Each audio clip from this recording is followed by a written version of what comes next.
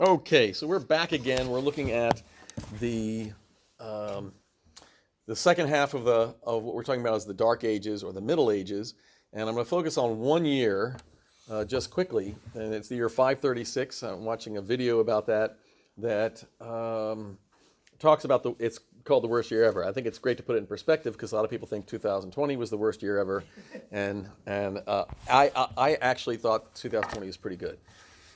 For me, anyway, I get to spend a lot of time with my family and do a lot of family stuff around the house. And, with being with your children when they're growing up in formative years, I had an opportunity that I never would have had ever any other time. So I feel real bad about the world, but me personally, I didn't really worry about much. I think God was taking care of everything and I wasn't in charge. So that made me happy. And I got to spend time with my family. So it wasn't that bad. So we're going to do this a little bit on 536. I tried to find a video that was not dry. Like all these videos, I try to find you ones. The ones that are coming up after this one are a little more exciting. There's one guy who's absolutely stellar.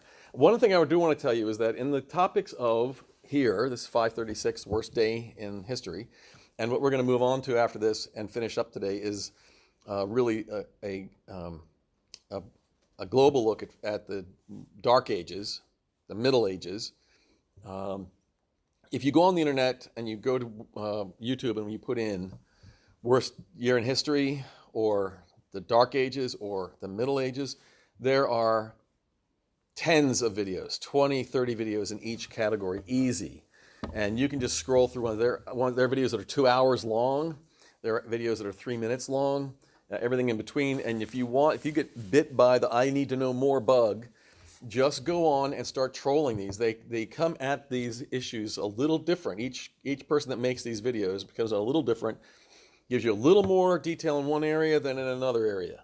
So I'm going to do that today with two videos that follow this one about details in different areas, just to give you a global idea. So let's start with this one. Worst year in history. This is called A Day in the Worst Year to Be Alive, year 536 AD. And just as a side note, we talk about the Dark Ages, which is really about the whole period after the fall of the Roman Empire. There is at least one reference of a historian saying that 536, which was in that period following the Roman Empire, that this was a sign, which you'll understand in a minute, and it ushered in the Dark Ages. Other historians just kind of gloss over 536, and they say the only thing Dark Ages meant was a time of no intellectual, cultural, societal improvement. Everything just kind of stopped, which there are issues with as well, and even a philosophy I hope to get to today, just to tell you about like way out there idea about the Dark Ages, which I actually think is pretty cool, because when you get way out there, it gets cool, right? All right, so let's see. Here we go. A day in the worst year to be alive.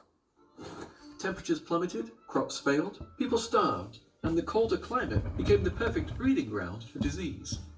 Modern scholars have called 536 not just a terrible year in human history, but perhaps the worst year ever to be alive.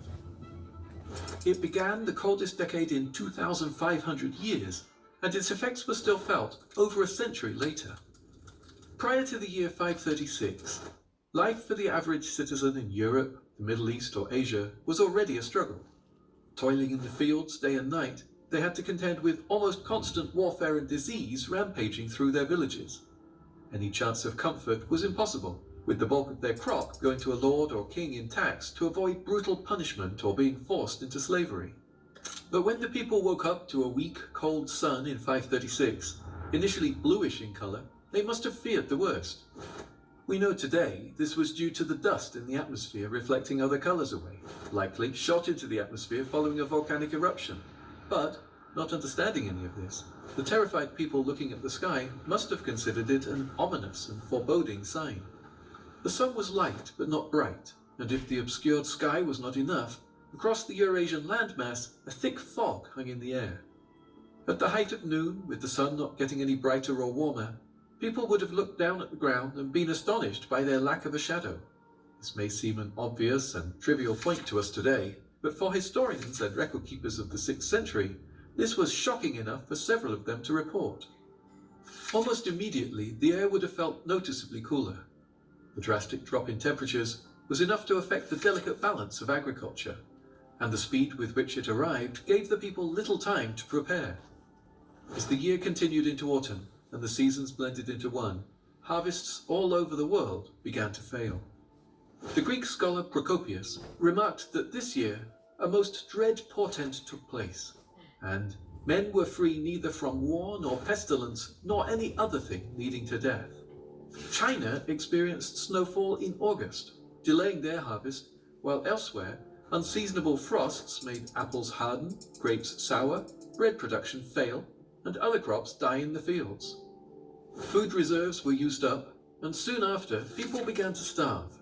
Some of the larger empires, such as the Byzantines, reported attempts to relieve famine in their borders, although how successful these were, we do not know. Given the size of Byzantine, reaching all of its citizens must have been an impossible task.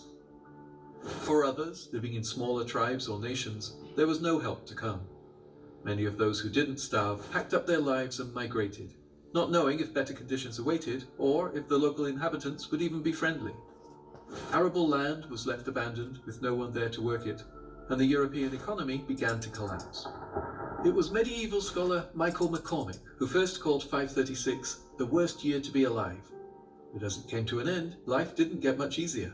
For the average person still alive, when the fog had dissipated and the sky had cleared, they had to contend with severe malnutrition and migrating nomads looking for better land.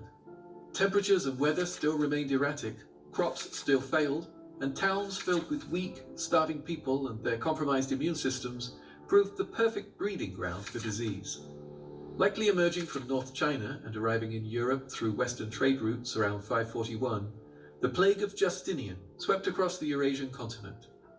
Named after the Byzantine emperor of the time, as many as 50 million people died worldwide, around half the world's population.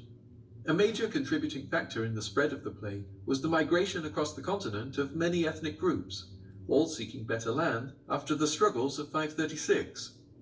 The Lombards moved from Central Europe into Italy, the early Slavs migrated to the Balkans, Mongols moved south into China proper, and other nomadic Asian tribes poured into the west. The arriving migrants often clashed with the locals, leading to war, bloodshed, and further pressures on the strained empires of the 6th century. In Peru, the Maoche people experienced 30 years of rainfall and floods, followed by 30 years of drought in the years immediately following 536. Having existed since the 2nd century, their civilization faded away shortly after. In India, the Gupta Empire was similarly ravaged by floods caused by the changing weather, bringing it to an end after 200 years. There were also accounts of great mortality in Britain and Ireland, with many historians linking the famines of 536 to the death of the legendary King Arthur. The Irish annals, meanwhile, simply recorded a failure of bread from 536 to 539, showing the long and slow road to recovery.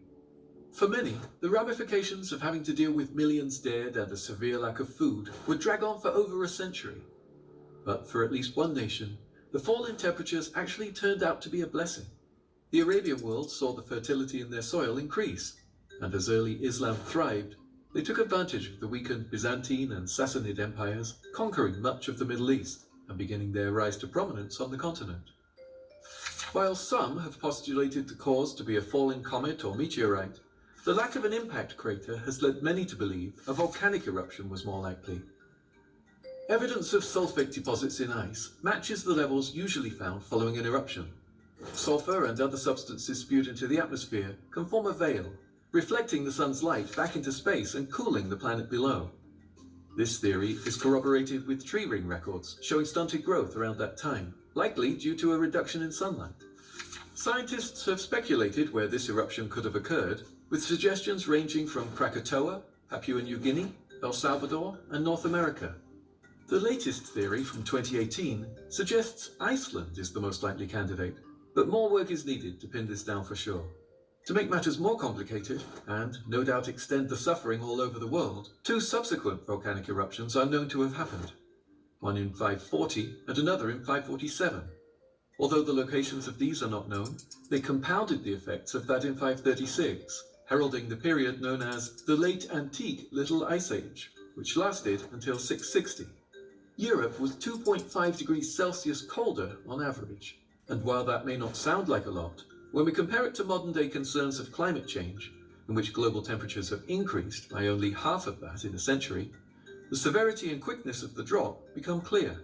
Those same ice deposits that point to a cataclysmic event in the 6th century also show the signs of civilization's later resurgence.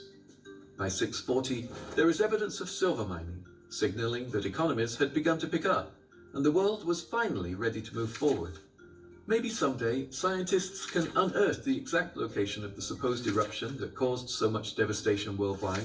But while the exact cause remains a source of speculation, the real evidence of its effects are found in the accounts of those who experienced it.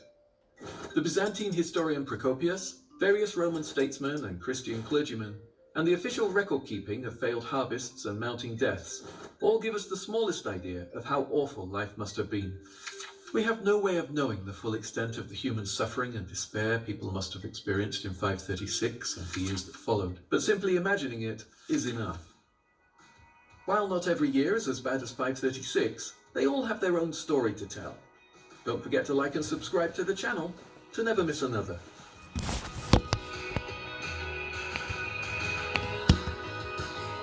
Okay, so for those of you who joined, we've got, we're talking about 536. I told you last time we met that we're just going to take a quick look at it. This was about a 7-minute video that we jumped into. So yeah, the most modern idea was that there are the 4 volcanic eruptions all happened within a time. And as you heard, it wasn't at 536, it wasn't until 640 that we have record of industry picking back up. So you have a full 100 years of really reduced everything. It's like, say, half the world died because of the plagues that came along. So we lament 220 and COVID, but I mean, holy smokes, this just dwarfs everything.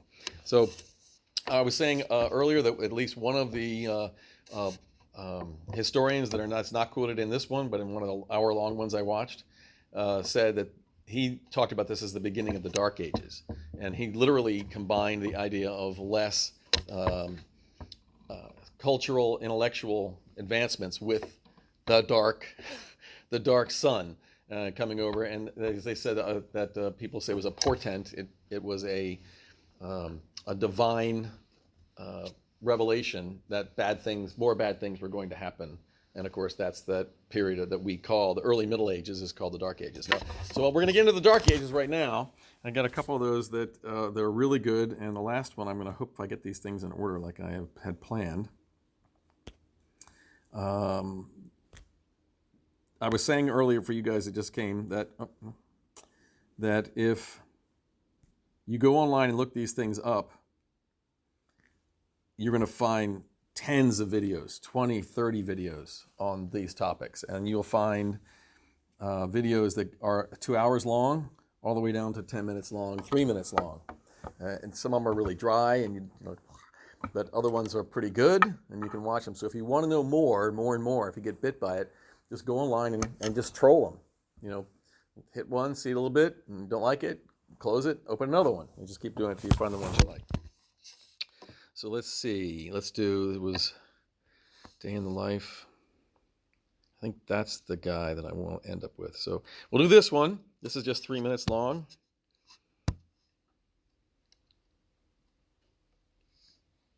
We've all heard of the term Dark Ages, that medieval period in which all learning stopped and everything became terrible. It's a term attributed to Petrarch, who, like later Renaissance thinkers, thought that the Middle Ages were a period of darkness in comparison to the classical period from before and the Renaissance after. So just to let you know, the definition of Dark Ages has changed since the days of Petrarch. Nowadays, it's a very specific term, but be aware that Dark Ages isn't synonymous with Middle Ages. It refers exclusively to Western Europe in the couple of centuries following the collapse of the Roman Empire. Of course, the question is, how true is the commonly held vision of this period? Were the Dark Ages really that dark and unenlightened? Well, in a word, no. In a sentence, not really, but also a little bit, depending on where you're talking about. So Western Europe had largely been united under the rule of the Roman Empire, and after its collapse it was divided into competing realms. There's obviously too many to speak of in any sort of detail, so we'll pick two extremes and compare them. The former province of Italia and that of Britannia, whose experiences of the Dark Ages are proof that they weren't quite as awful as it's often made out to be. So in Britannia, after the Romans left, things went really well. Just kidding, they fell apart almost immediately. Things like a coin-based economy, urban living, and literacy died out there within a generation.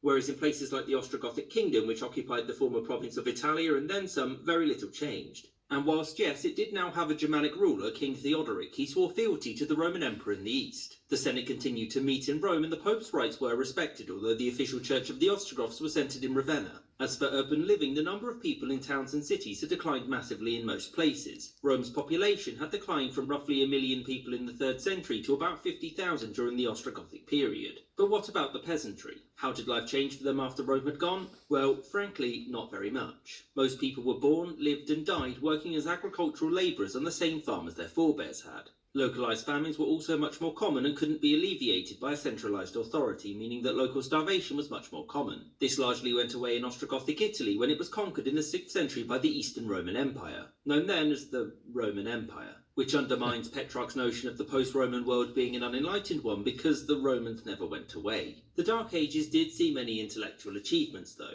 Monasteries like Lindisfarne and Monk Wearmouth Jarrow produced great historians like Bede. In the Ostrogothic kingdom, Boethius wrote the Consolation of Philosophy, which is one of the most important medieval texts ever written. And in terms of architecture, buildings like Theodoric's Mausoleum are testament to the fact that in the Dark Ages, things weren't as dark as they may seem. I hope you enjoyed this episode, and thank you for watching. Extra thanks to my patrons that you see on screen now. And a special thanks to James Bizanet, Azarka Flash. Okay, so just a little introduction to the Dark Ages. I like the fact that he mentioned Bede. Bede was an Irish historian. He wrote the history of the Christian Church, history of the Church. First historian to do it. Jenny went to live in Scotland and spent a year reflecting on Bede and wrote her thesis on the theological implications of the history of Bede's history of the Christian Church. So it's a big, giant thing, and it's the first one, and we go to it all the time to find out what was going on way back in the day. Good monk doing the good stuff. Now, oops, don't want that. Sorry. Let's see. The only problem I've got here is that every time I do this, I got to go through everything all over again to get to where I need to go. So sorry for the delay. It won't let me pick up where I left off. Okay, so that was one. This one is 5 minutes long. Saying it's going to be more of the same, and then the last one is really going to expand everything out all the more. No period of history is more misunderstood or underappreciated than the Middle Ages. The 10 centuries from the fall of the Roman Empire in the 5th century to the start of the Renaissance in the 15th. This is especially true between the year 1000, when global warming brought grapes to England and grain to the coasts of Greenland, doubling the population and reviving town life all across Europe, and 1348, after the warming had ended and the Black Death arrived from the east. Let's take a closer look at these years. We'll make a good start by dispelling some nonsense.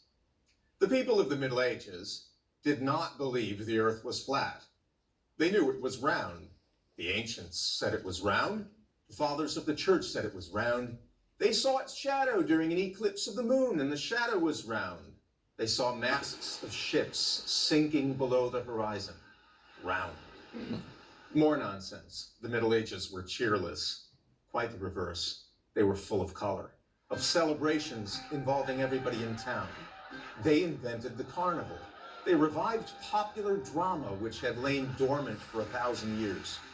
Whatever they did, whether it was sinning or fighting or repenting or falling in love, or traveling thousands of miles to Rome or to the Church of the Holy Sepulchre, they did it with energy and gusto. What do we owe to the Middle Ages?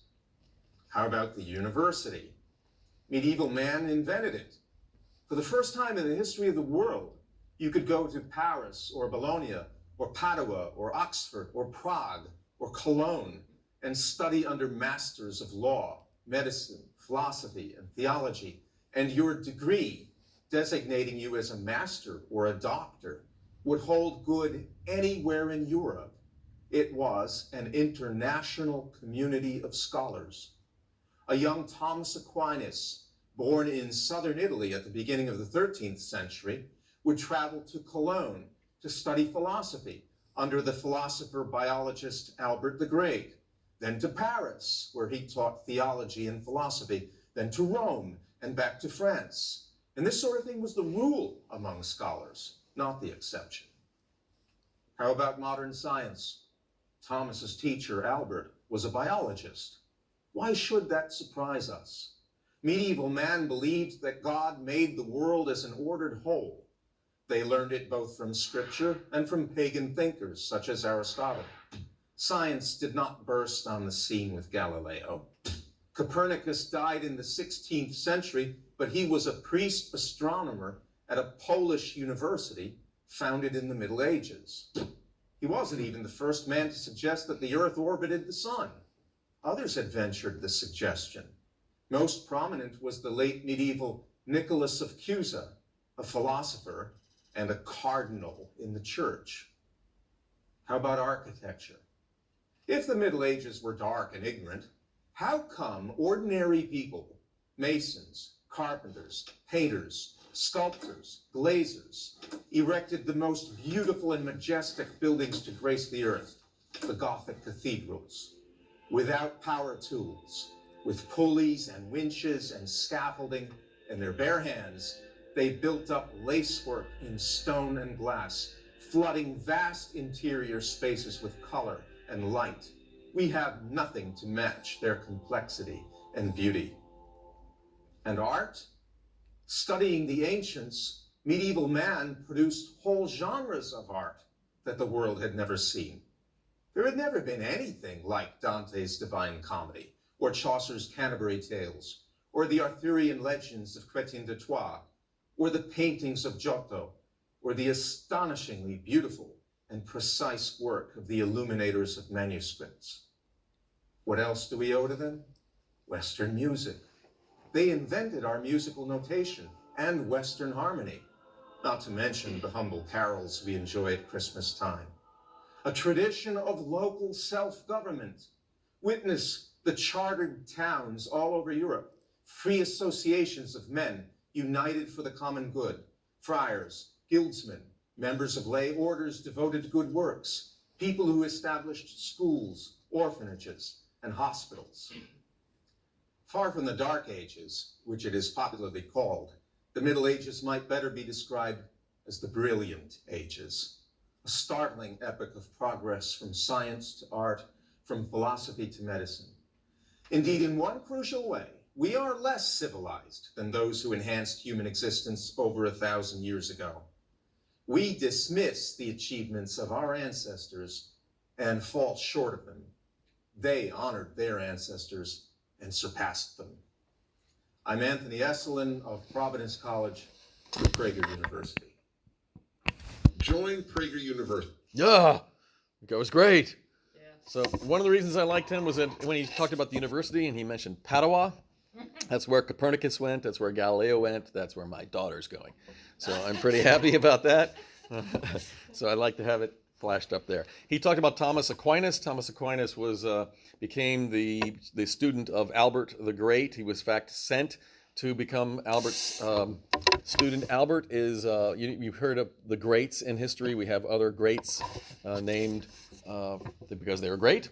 Albert is one of the only people in history that was named the Great before he died. Everybody else was named the Great after. When you look back at their life, Alexander the Great wasn't called the Great while he was alive. He died, and they said, look at all the stuff the guy did. He was great. And so they actually that's a title.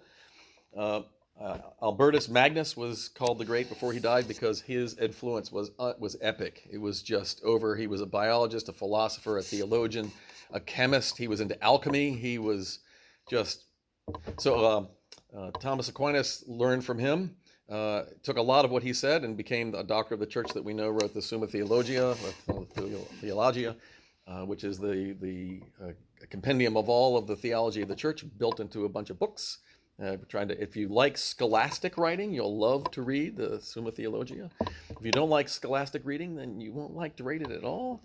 I'm not enamored with scholastic reading. I find reading Thomas extremely hard, but I'm reading Albert Magnus, Albert the Great, as very, very inviting. So if you want to pick up some stuff, Albert the Great wrote several books on communion with God, communion with Christ, and just look up Albert the Great and communion with God, and you'll see a bunch of them there. They're fantastic reads. So he was a teacher also of a man named Meister Eckhart, who has a very, very disturbing past for some people because he was brought up on charges of heresy.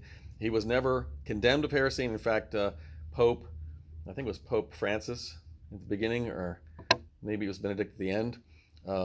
He was a Dominican. They petitioned the Pope to release him, and the Pope came back and said, "I don't have to." He was never condemned. Some of his work was called into question, but no worries, guys. Go on about your business. So he has an amazing esoteric and spiritual perspective of the world that's fun to look at. I don't recommend a deep dive into Eckhart without reading about Eckhart. If you start reading Eckhart, your head's going to spin and you're going to wonder what's happening. So read about Eckhart, and then when you feel like you're comfortable, go back and read what you've heard the people talking about, and you'll get a better understanding of it. So that came out of these periods, 1500, earlier than that, 1400, 1300. So this gentleman is really talking about 1000 to 1400. So you see, we've done that worst year in history, 536 to 640. So we're talking really about maybe 400 years of break time to get the world back on its feet to hit 1000, where everything was really coming into flower again and recovering from what had been going on.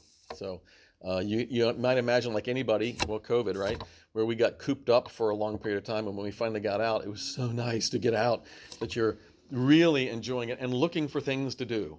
So you can imagine if the world was really held down for a couple hundred years, more than that with the recovery, that when it started to recover, you could understand why it would flower and become more than it was, or at least the same that it was before.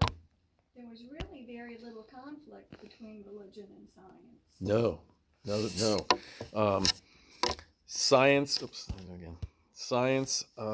many members of the church, I was talking to Will last night, I can't remember his name, I should have looked it up today, but the church and science has almost always got along. It's really been a popular misconception that has divided the church from science, and oftentimes, very sadly, it's the scientific side, the secular side, who is saying, look what we found out, you guys are wrong. It's not that, it has not always been. We have a couple notable places in history where there's been a church-caused conflict, but as the time went on, it's really the secular side that's been poking the church in the eye and saying, you don't know anything. But when you go back to people like Magnus, through history, you have monks and priests. The guy I was talking about with Will last night is a priest astrophysicist in the last, I think it was in the 60s, 40s, 50s, 60s, whose discoveries changed the world. And he was a full-time priest and wore his habit to work as a physicist all the time. There's pictures of him with Oppenheimer and other people. So the church has always been in there. There was when the theories of evolution came out with Darwin, there was all these debates going on, and these very foolish clergy would get roped into these debates, and they would go into the town hall ready to defend the faith, and they'd get a scientist who would say stuff that they had no idea about. They never found out about it. They didn't read about it. They didn't try to understand it, and they wound up looking like, idiots. They didn't have what they're doing. That's why everybody should read everything about everything. Never, whenever you can help it, if you have a disagreement with another way of looking at things, you need to read about the other way and find out what were they thinking? What are they thinking? Where is this coming from? And then maybe they're completely idiots. Maybe they're completely wrong. But now you can at least have an understanding of how they got that way. What kernel of truth is in that pushed them on? Remember the old adage that a broken clock's right 2 times a day. So there's something right in everybody's view. And if you can go into it and find that rightness, now you can understand where they're coming from to get where they've gone. And you can better counter it. Yes. This is what apologetics is. Apologetics is always looking at the other side and then coming at it. So for in England, and these crazy debates on Darwin's finding and evolution, up rose a man named Charles Gore. Incredible individual, wrote, 40 40 books, 8-point pitch like this. A very famous book that you could look up and find called Lux Mundi, which is Light of the World. And it's a series of 8 essays. And Gore wrote the essay on the light of the Holy Spirit, light of the world. So it's just phenomenal. Well, he learned. He read everything Darwin wrote. He went and learned everything that went on, and then he went and spoke with a scientist. And everybody turned out because he was a very brilliant man. He was put in charge of Pusey House, and Pusey was a man earlier here that was a Tractarian that they revered as one of the greatest defenders of the faith in English history. He was put in charge of Pusey House, and everybody came like they would come to see C.S. Lewis. They packed the place to hear Charles Gore tear the guy apart. And Charles Gore got in there and he said, "Oh yes, of course there's evolution. We absolutely. Well, I'm not debating. I'm not saying no to that. I'm saying that that's actually happened, and we thank God for it because God's the one who's initiated it. God's the one who's made it. God's the one who's put it together. Let me show you how." And he had the scientist on his heels, going, "Holy crud! I didn't plan for this at all." So now the scientist didn't have any idea what Gore was talking about because he didn't read theology. He only stuck to his science, and as long as Gore knew the science and the theology, he put the two together perfectly and matched them up. Now let me move on by one thing, saying that the evolution that Gore is not defending is the evolution that we think of today when we have that word thrown out, which means the amoeba to the man. That's not what he's talking about. He's talking about the evolutionary process, little survival of the fittest, and a little bit beyond that we see changes in animals based on environmental influences, but not this thing from amoeba to man. I will stop here except to say that if you want to go in, if you have this idea, and you need to go read about not only evolution, but the counter argument to evolution. If you don't want to look at the Christian side, you can look at creationism. It doesn't have to be. It's not a Christian necessarily, but just saying that we are created by some vehicle, but not. I'll tell you how, just in one little blip, how thoroughly known this is by evolutionary scientists, the ones that get on TV and say, we absolutely came from an amoeba in a pool, a primordial pool, and we came on up, because the man who is the poster child has been pushing this forever and ever, and I've just blanked on his name. He's an English evolutionary biologist that's been around for 30 years, and he's just all in and saying he's very rough and I can't remember the name. He was asked in an interview, a BBC interview, that said that there is one of his colleagues was a Nobel biologist, and he said one of your colleagues has said here in this article that it is absolutely impossible from a biological standpoint. It cannot happen that proteins would clump together in a primordial pool and create life. It's just not possible. It's the chances against that, and I'm not kidding. It's like 1 with 5,000 zeros to the 8th power. It's just so astronomically it can't happen. And he said, "What do you think? Are you telling me that your colleague that's at your university that you see all the time, who's a Nobel laureate, is wrong?" And he said, no, he's not wrong. He said, well, he's not wrong? Then this is true. Where did people come from then? Where did the life come from? I'm not kidding. He said, well, I think it was aliens. Said somebody came and seeded the pool with life, and then the pool evolved into us. And the interviewer was like, and if he'd been right on, he would have said, well, for all intents and purposes, that's God. You don't want to believe in God as a spirit, but you're basically saying that some being that's so far advanced to us that we would think of that creature as a God, created life and brought it here. But if I'm going to ask you that question, then where did that life come from? Did somebody seed that alien's planet? You see how this has got to get a dead end somewhere. I'm just saying that because if you have the man who is being, if evolutionary biologists or scientists are being truthful, they will tell you that evolutionary biology does not work from a primordial sense. And you can't get a man from a monkey if you can't get a monkey from a pool of primordial goop. It has no beginning. So something else has got to be going on in there. All right, so science, yes, science and There's a good movie from Ben Stein too, right? yes, yeah, Ben Stein, yep. He did a really in-depth digging on it.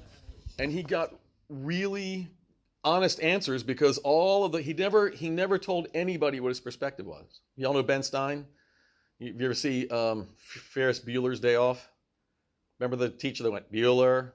Bueller, that's Ben Stein. He's also a noted biologist. LA Law. Yeah, LA Law.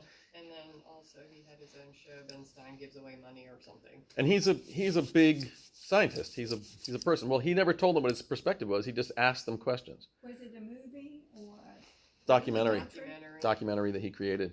And what he's showing in that is that real, true scientists that are doing hard science, that are really doing a great job, that are saying that this doesn't work, are being blackballed, denied tenure, I won't publish their works, all this other stuff. This was back in the day because they just don't want this information out there. It's doing better now. There's more coming out. They can't stop the tide of people saying, this is not working. I'm a scientist. There's one guy who's very famous right now because he's saying, I'm not a Christian. I'm not a deist. I don't believe in God.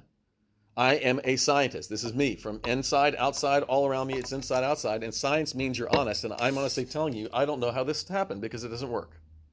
If we say this, that's not true. This does not work. This is a lie. We're perpetrating a lie, and we need to stop because this isn't the way it works. And every scientist, he says this, every scientist knows this doesn't work. No scientist can say this and say that it works. It doesn't work. Who is? I'd like to see. He's a biologist. He's an evolutionary biologist. I'll have to look him up. I've got him in my save thing. Okay. Yep.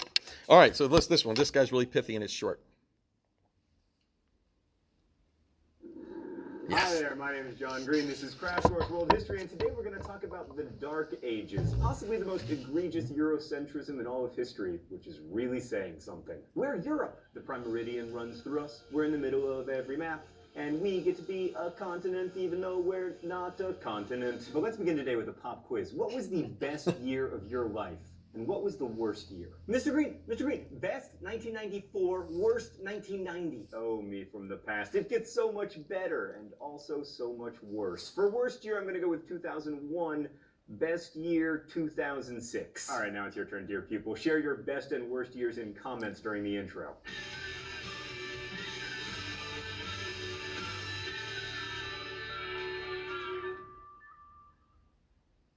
Right, so what you'll quickly find is that your worst year was someone else's best year. So too with history. The period between 600 and 1450 CE is often called the Middle Ages in Europe because it came between the Roman Empire, assuming you forget about the Byzantines, and the beginning of the modern age. And it's sometimes called the Dark Ages because it was so purportedly unenlightened. But was the age really so dark?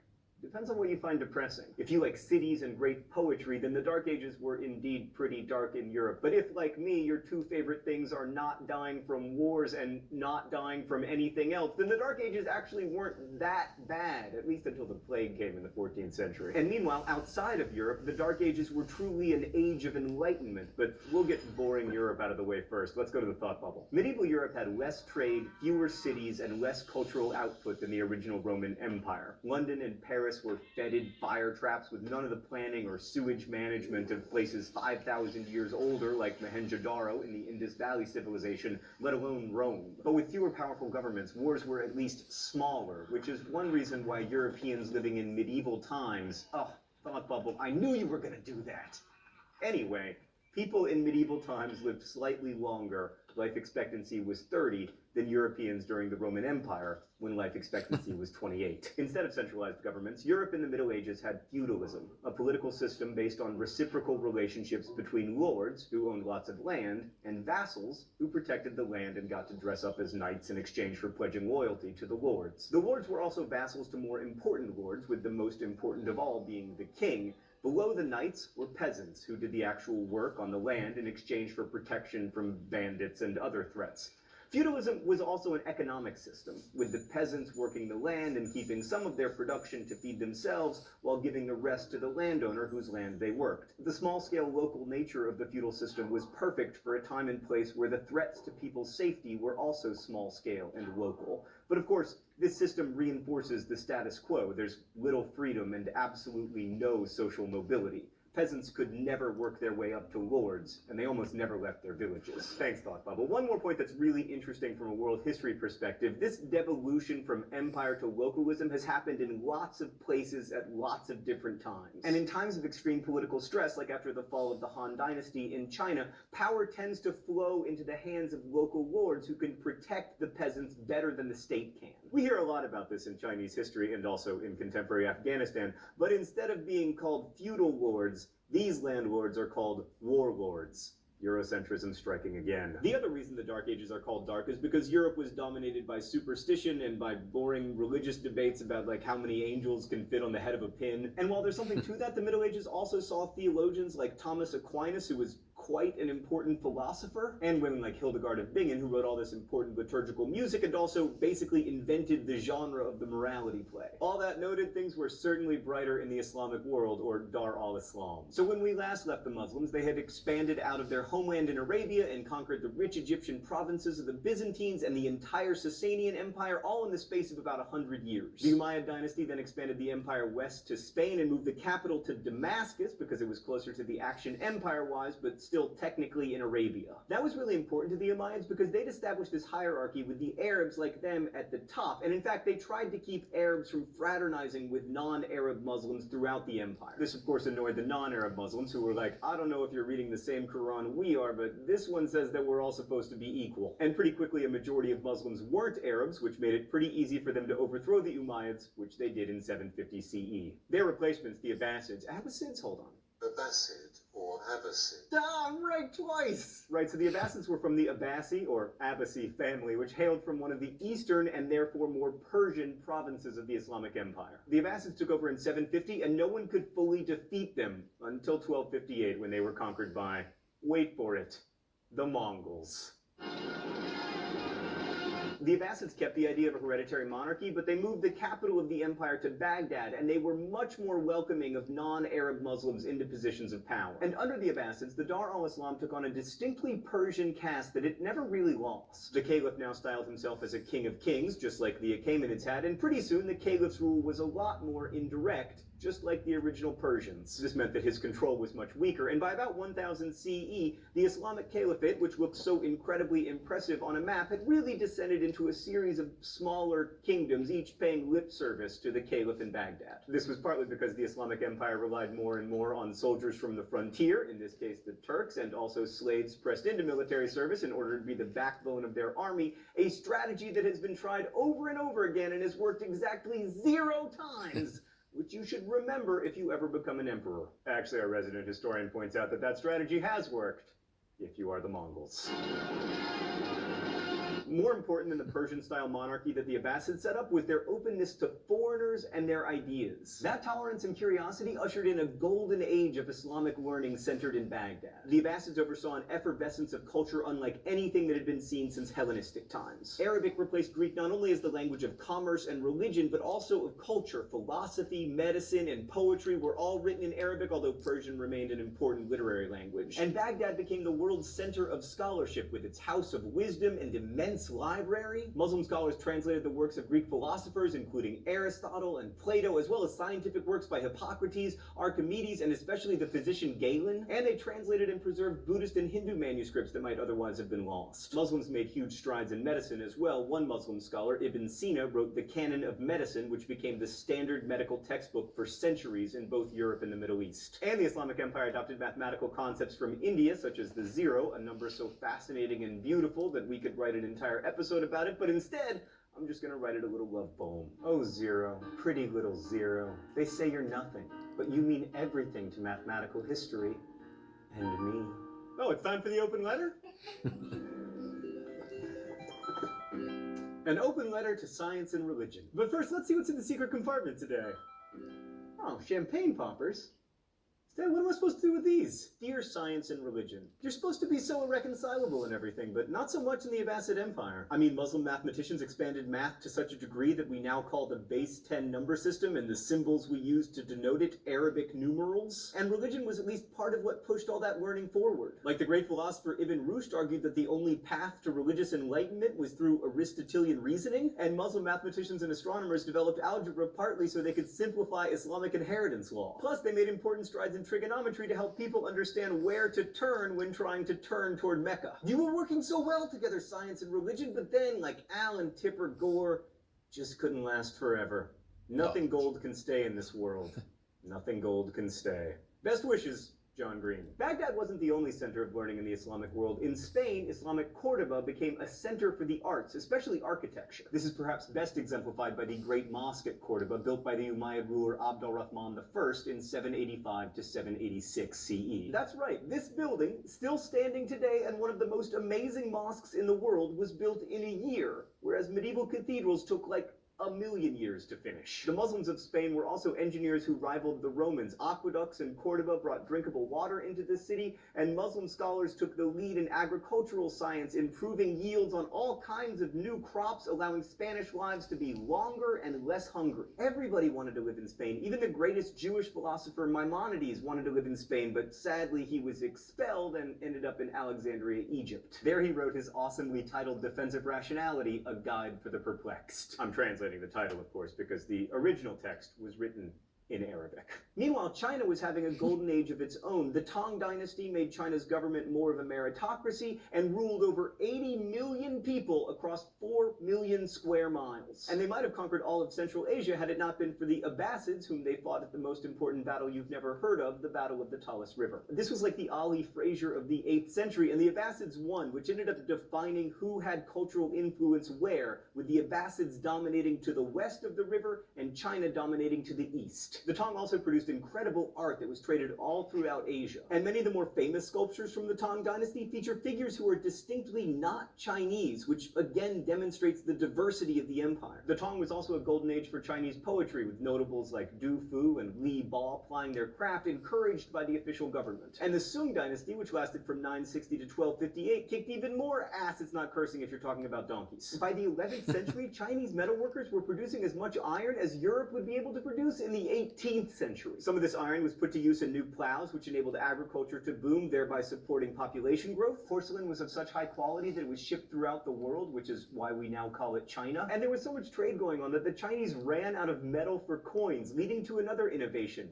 paper money. And by the 11th century, the Chinese were writing down their recipe for a mixture of saltpeter, sulfur, and charcoal that we now know as gunpowder. That becomes kind of a big deal in history, paving the way as it does for modern warfare and arena rock pyrotechnics, and oh, that's why.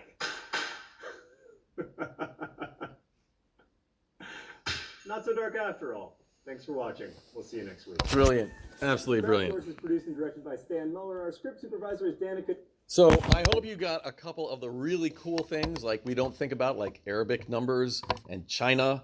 All these things were happening during the 5 to 1000, and they're all coming from the Muslim dynasties and from the Chinese dynasties. There are lots and lots of advancements that came, including, as he said, the advancements in architecture and learning in Spain, which set the groundwork for Spain to become a world power a little bit later on. That was taken back over by the Christians in Europe as they grew stronger after 1000 and pushed all of the Muslim conquest back and took back the land, including in Egypt. But when the Muslims left, they left behind great stuff like Arabic numbers and China and a bunch of other stuff too. So there was a lot of huge advancements in medicine with herbs and spices and things like that stayed around that we have today. In fact, we're rediscovering homeopathic remedies, and a lot of those came from this time of the Dark Ages or the Middle Ages, from the Muslim and Chinese dynasties that were advancing.